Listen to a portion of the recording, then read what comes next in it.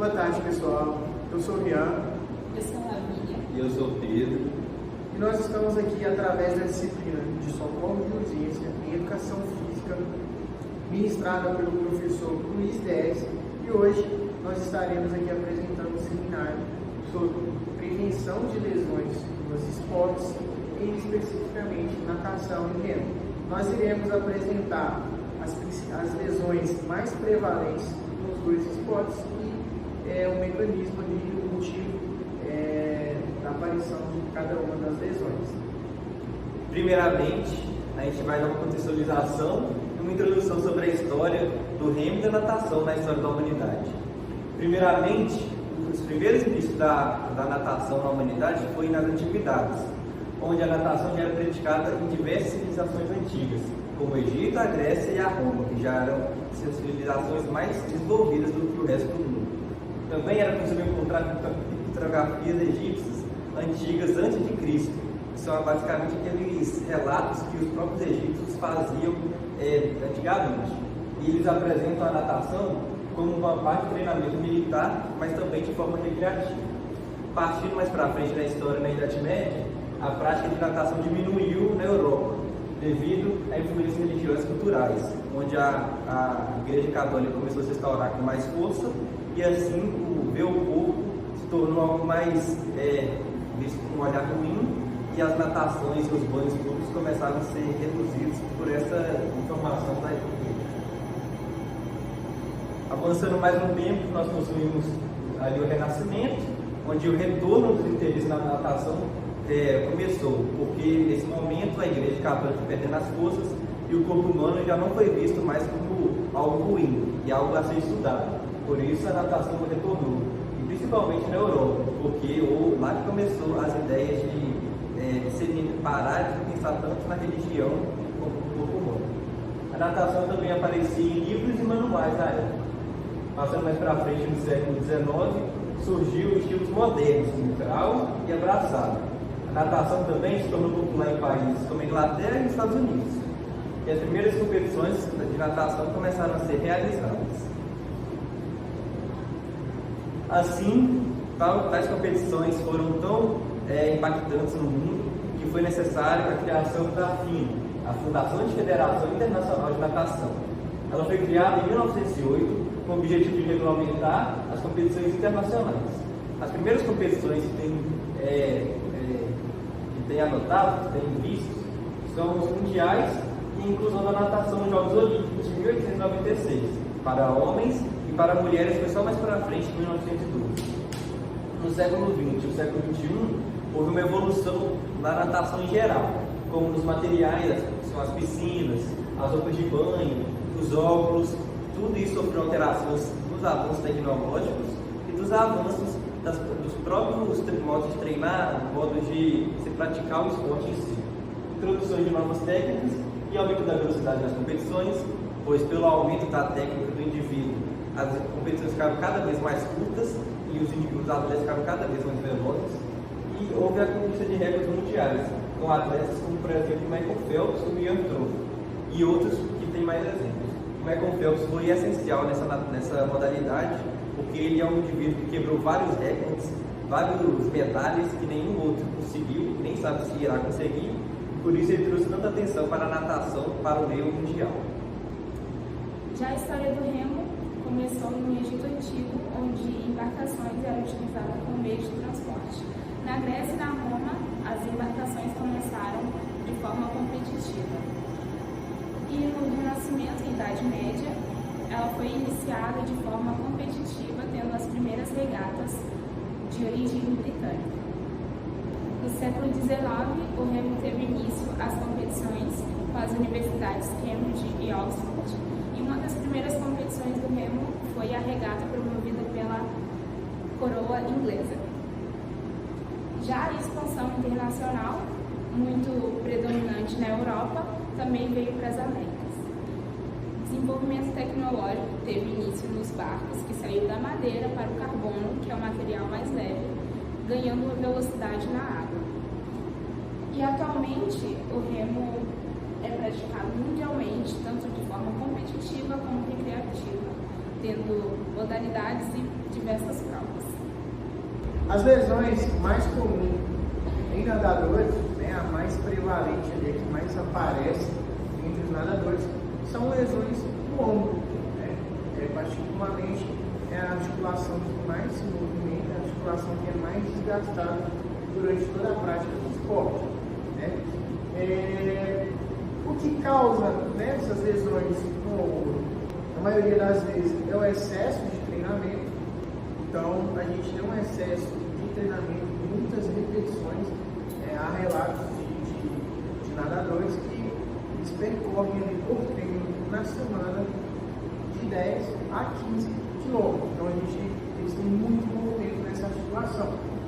A lesão mais comum no ombro é a tendinite do manguito rotador e lesão labral e bursite, né? Essa bursite é a inflamação da bursa, a tendinite é uma inflamação ali, do tendão do manguito rotador, e essa lesão labral é mais associada à glenoide. Na fase do modelo de Milward, a sobrecarga repetitiva das articulações do ombro causa microlesões que podem evoluir para lesões crônicas.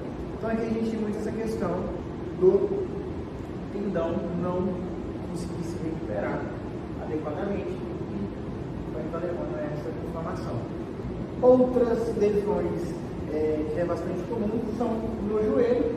Os nadadores precisam ali ter uma boa flexibilidade da coluna para conseguir acompanhar a extensão, né, e flexão do quadril juntamente com a flexão e extensão do joelho, né?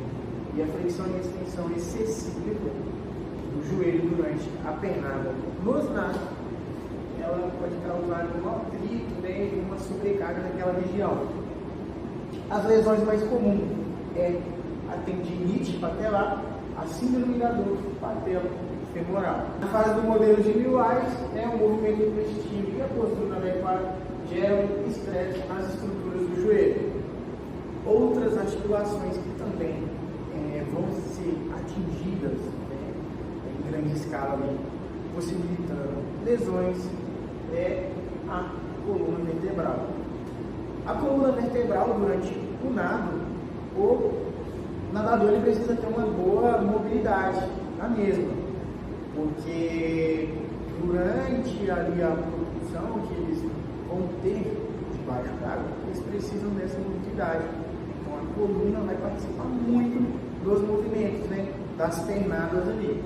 E às vezes, né, o nadador ele não possui uma boa mobilidade dessa coluna e eles precisam aumentar expressivamente, né, essa mobilidade na coluna e estão sujeitos ali a muitos treinos, além do treino de aumento, né, para melhora dessa mobilidade, há um treino exacerbado ali para o rendimento da natação, vai ser os treinos, da natação mesmo ali, voltado para a grande velocidade, né? Então a causa, né, movimentos repetitivos de extensão e flexão da coluna, principalmente em estilo como o nado de costas. A fase do modelo de Milward, a sobrecarga nas vértebras e músculos das costas, muitas das vezes, por postura inadequada, leva a lesões dos tecidos. Lesão, né, isso aqui já vai envolver,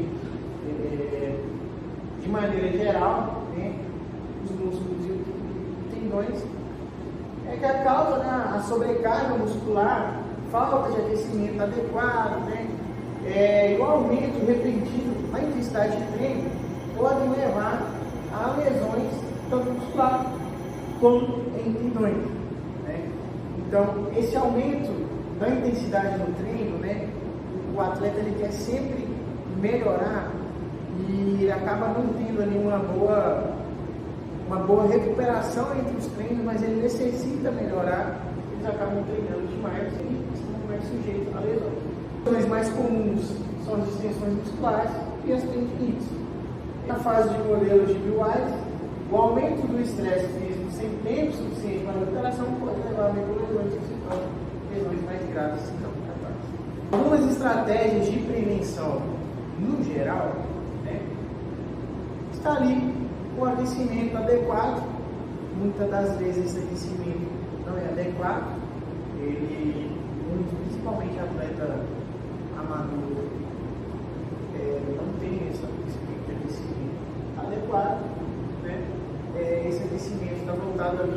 para movimentos específicos do que ele irá realizar na atividade. Não um aquecimento global, né? Vai ser um aquecimento mais específico, alongamento dinâmico, de maneira geral. O fortalecimento muscular e o treinamento funcional, de certa forma, eles vêm para tentar diminuir esse desequilíbrio de forças que os atletas possuem entre rotadores externos, rotadores internos do ombro, flexores e extensores ali do quadril.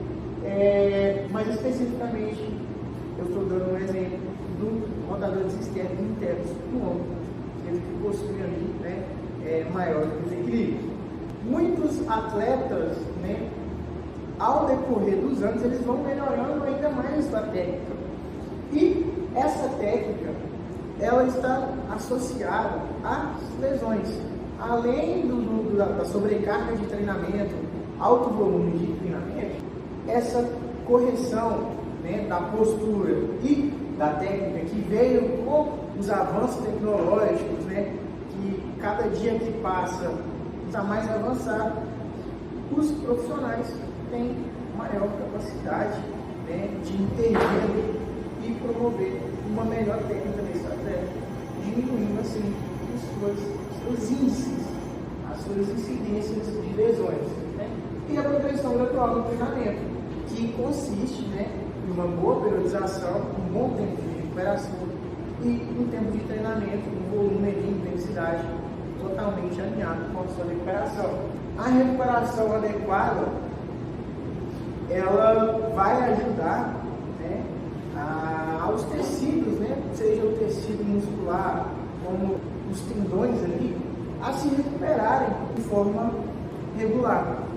Então, os atletas precisam ter um estímulo à altura, né, para ter ali uma certa melhora no seu rendimento e um tempo de descanso também à altura, para que ele possa se recuperar do estímulo que foi dado. Exercícios de mobilidade e flexibilidade são extremamente importantes quando a gente está falando de alto rendimento. Todo atleta precisa ter uma boa flexibilidade e uma boa mobilidade. Essa flexibilidade nos permite movimentar em maiores amplitudes. E quando a gente está falando de velocidade, a gente precisa de uma amplitude boa e uma geração de força boa. Portanto, todos os atletas, de maneira geral, precisam ter esse treino, um treino mais voltado para a flexibilidade e voltado para a mobilidade, não somente para a prevenção das lesões, mas também para o aumento do seu rendimento e conseguir manter no ápice. Lesões prevalentes no remo. O remo tem lesões nos ombros, devido a movimentos repetitivos de puxada, pressão nos braços e ombros, levando a sobrecarga nas articulações dos ombros. Também tem lesões mais comuns, como a tendinite no manguito rotador, bursite e lesões labrais. Na fase de membros, a repetição contínua dos movimentos de puxada aumenta a pressão nos ombros e pode causar inflamação nos tendões e nas estruturas articulares. Já nas lesões nas costas, tem como a lombalgia e a fratura por estresse. Já as lesões nas costas tem como a lombalgia e problemas na coluna, devido à postura inadequada, curvaturas excessivas ou movimentos de flexão e extensão de coluna durante o movimento de remo, especialmente no movimento de puxada e recuperação. As lesões comuns são a lombalgia, distensões musculares, hérnia de disco e fratura por estresse. Na fase de membros, a sobrecarga repetida dos músculos lombares, combinada com posturas inadequadas, leva a microlesões que podem evoluir a problemas mais graves. E as lesões no joelho são causadas devido a movimentos de flexão e extensão do joelho durante a remada, especialmente quando há uma técnica inadequada ou força excessiva durante o movimento de empurrar. As lesões mais comuns são síndrome da dor patelofemoral e tendinite patelar. E na fase do modelo de membros, o estresse repetitivo nas articulações do joelho devido à técnica inadequada ou sobrecarga pode levar a lesões na cartilagem e nos tendões. E nas lesões nas mãos e nos punhos são causadas pela posição inadequada das mãos durante a remada, causando assim um estresse repetitivo nessas áreas. As lesões mais comuns são a tendinite e a síndrome do túnel metatarso. Também os movimentos repetitivos com a postura causam microtraumas nos tendões e nervos, pode resultar em lesões ao longo do tempo. Também no remo pode ter lesões nos músculos, como distensões e contraturas, devido à sobrecarga ou uso excessivo dos músculos durante o treinamento, especialmente quando não há um aquecimento adequado. As lesões comuns são distensões muscular e contraturas. E o esforço excessivo sem recuperação adequada leva a microlesões, que, se não tratada, pode resultar às lesões mais sérias. As estratégias de prevenção são o fortalecimento muscular, como o treinamento de força, especialmente para costas, córes e membros inferiores, que reduzem o risco de lesões por sobrecargas e melhoram a estabilidade. Também é importante no alongamento e mobilidade para melhorar a flexibilidade e amplitude do movimento, prevenindo distensões musculares. Uma técnica adequada durante os treinos e competições ajuda a evitar tensões excessivas nas articulações, especialmente nos ombros e costas. Já o aquecimento e desaquecimento ajudam a reduzir a rigidez muscular. E também é importante a recuperação e descanso para evitar lesões por fadigas. E nas prevenções de lesões nos ombros são usados exercícios específicos para o fortalecimento da área do manguito rotador. E a análise postural também ajuda na avaliação e a biomecânica dos atletas para identificar o desequilíbrio muscular, corrigindo ao tempo, devido ao uso excessivo de um lado do corpo. Essas são nossas referências, galera, e muito obrigado por ter assistido até aqui. Até!